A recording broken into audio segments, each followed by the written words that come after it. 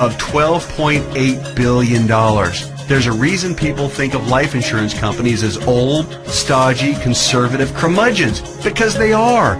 Their stodgy curmudgeonness is also a part of the reason you've never heard of an IUL before. Life insurance companies thrive with things like risk management, actuarial tables, and other boring life insurance stuff. But they don't know jack when it comes to communications. Go online right now and read their brochures. It's like reading hieroglyphics. Boring, painful, obtuse, hard to understand, and that's just the table of contents. But that doesn't mean that this product, Indexed Universal Life, is anything less than magnificent for creating wealth. The IUL, Indexed Universal Life, gets its name because it's indexed to the S&P 500, which simply means that it mirrors the growth of the S&P 500, which, for your information, has returned over 9% per year on average for the last 27 years, even with all the crummy years in the 1980s, right after 9/11, and 2007 and 8. Remember that? But here's the best part, and what makes an IUL so darn attractive as a retirement savings vehicle. The reason IUL accounts, when structured properly, won't lose principal is because the lowest return guaranteed by the contract is 0%. Or, in technical speak, they have a floor return of 0%. They can't lose money. If the stock market tanks for the year, your IUL contract doesn't take a big hit. It just stays even right where it is. Stated differently, an IUL locks in the gains during up years, but it doesn't participate in the down years. Take that, IRA. You can't even come close to competing with that. Everyone knows that portfolio losses are killers because you have to double up just to get back to even. You eliminate that risk with the IUL since your floor is 0% annual growth. No loss of principal. Compare that to the devastating 37.2% loss of the S&P 500 in 2008. If you were indexing your IRA against the S&P 500 and therefore did not have the 0% floor like you would with an IUL contract, if you had a $1 million portfolio on January 1st of 2008, you would have ended the year with just $628,000. Ouch! Even with the big bounce back year of 2009, where the S&P returned 23.6%, the $628,000 you had left after getting killed in 2008 would have only grown to about $775,000. Still deep in the hole. Not with an IUL. Now that brings us to the other catch of the IUL. It does offer the peace of mind of the principal protecting 0% floor, but it does also cap the gains on the upside. That means when the market has a huge growth year, your investment will be capped at somewhere in the 12 to 15% range, depending on the carrier and the contract. Don't bail out on me now. Trust me, this is not a big issue. In fact, quite the opposite. We're talking about 6 more seconds of turbulence on your 6-hour smooth plane ride to Hawaii. Here's why. Realize that huge gain years almost always follow what? That's right, huge loss years. 2003, for instance, was great, 26.3% gain in the S&P 500. But it followed 3 consecutive years, 2000, 2001, and 2002, of negative returns, 12.2, 13.4, and 24.1% respectively, negative all 3 years. Let's run those numbers. If you had $1 million in your IRA on January 1st, 2000, it would have fallen to approximately $878,000 at the end of the first year, then continued to fall to just over $760,000 at the end of 2001, and then plummeted to a measly $577,000 at the end of 2002.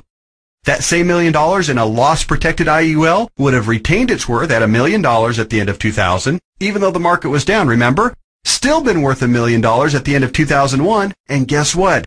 Still worth $1 million after 2002, even though the market got slaughtered. That's 3 consecutive down years and $423,000 in avoided losses.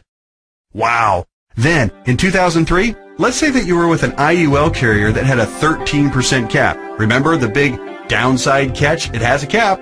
Your $1 million would have grown to $1.13 million. It grew. Meanwhile, the qualified plan portfolio that tanked from $1 million down to just $577,000, remember that one? It would have gotten the full benefit of the 26.3% market gain, not a 13% cap like our IUL contract. Yay! But let me ask you this. Would you rather add 13% to $1 million or 26% to $577,000? 26% added to $577,000 only brings the account up to about $728,000. Again, compared to $1.13 million. This is a no-brainer. At the end of the 4-year cycle, you would have been ahead by over $400,000 with an IUL. This is real money in a worst-case scenario.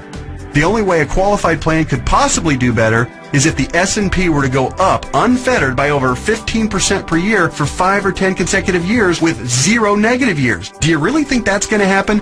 And even in the 1 in a million chance that it did, get ready to pay the tax man when you retire. I know these numbers can start to be a bit mind-numbing, but they're so critical for you to understand so you can see how to avoid getting crushed financially when you retire. Don't be afraid to rewind the video and watch that last section or the entire video again. I want to continue with the examples just a little bit further. We stopped our examples at the end of 2003. Remember, the IUL account that started with $1 million had weathered the storm and grown to $1.13 million. The IRA account hadn't done so well and had managed to eke back to $728,000, but only after a really strong 2003. Now, let's look at what happened in 2004, 5, 6, and 7. The S&P gained, in this order, 7.2, 1.2, 12.8, and 1.2% in those 4 years. Your IUL account, since it's indexed to the S&P 500, and since all of the gains were between the 0% floor, remember that, and the 13% cap, your IUL would have taken all of those same gains, 7.2, 1.2, 12.8, and 1.2%. That would take your $1.13 million account right to around $1.4 million by the end of 2007. Pretty good, right? Then, when the S&P got shellacked to the tune of 37% loss in 2008, since the lowest return your IUL account can get is 0%, guess what? The IUL account would have held steady at $1.4 million. No loss. Nice, isn't it? On the other hand, the IRA account would have grown from $728,000 to about $900,000 during those 4 good years. Still down by $100,000 since 2000, just in time to get crushed clear back down to $565,000 at the end of 2008. What would you rather have going into 2009? $565,000 or $1.4 million? This isn't a retirement savings vehicle for the ultra-conservative. It's a retirement savings vehicle for the ultra-intelligent.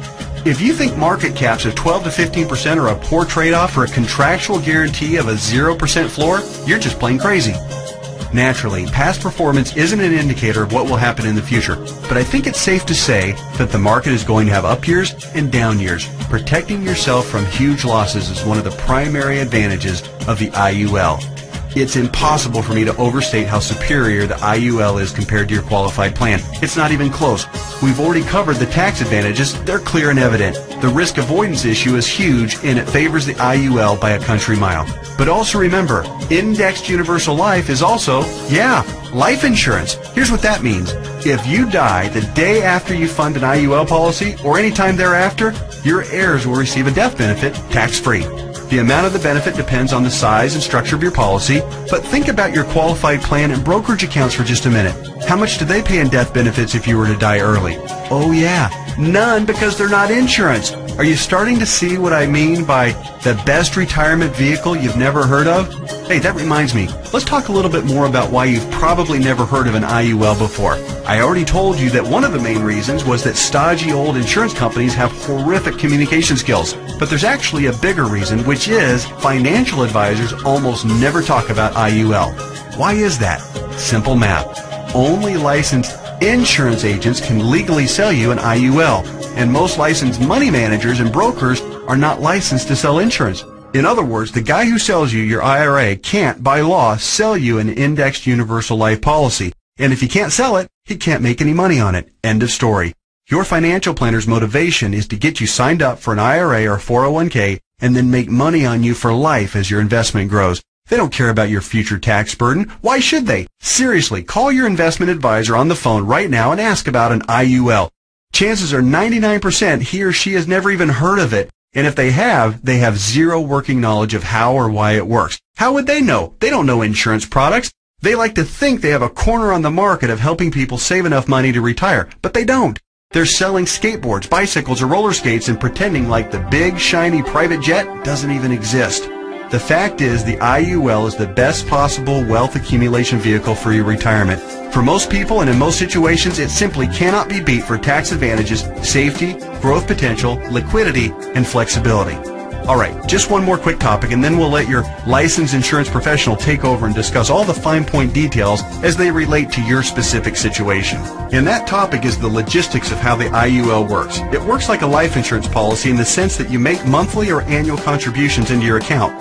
You will work with your advisor to determine what the optimal amount is for your situation. It'll vary depending on how many years you have left until retirement, your financial goals for retirement, and your current financial ability. The money you contribute to an IUL, like we've discussed at length, will continue to grow tax-free. Unlike a qualified plan account, you may have access to your money at any time you want or need it without a penalty before or after you retire. That's what's called flexibility. When you do pass away, the balance of the account will be passed to your heirs tax-free, just like with any other life insurance policy. The IUL really does offer the absolute best of all possible scenarios. It's tax-friendly, it's safer than safe, and it gives you flexible access to your money. The next step is yours. You simply need to meet with the licensed insurance professional who gave you this video and discuss your particular situation. He or she will answer all of your questions, I'm sure you have several, and discuss all of your options. You may want to consider watching this video again, this time with a pen and paper handy to jot down any notes or questions you may have. Like anything else worthwhile, there are plenty of details to be covered and there's a bit of a learning curve. But whatever you do, don't do nothing. There's too much at stake. Don't fall prey to what I call the law of diminishing intent. You know what I mean. You intend to make the call and learn more, but you get overwhelmed with 1,000 little urgencies of life and you look up and a few months or even a few years have passed and you haven't done anything.